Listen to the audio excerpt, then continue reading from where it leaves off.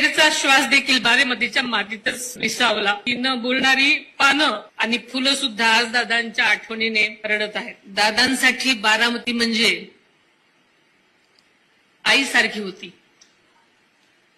बारामतीचा केवळ प्रत्येक कार्यकर्ता नाही, तर बारामतीचा प्रत्येक नागरिक हा दादासाठी खरा पांडुरंग होता.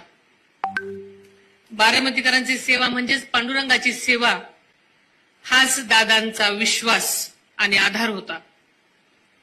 बारामती म्हणजे दादांचा श्वास होता. म्हणूनच त्यांचा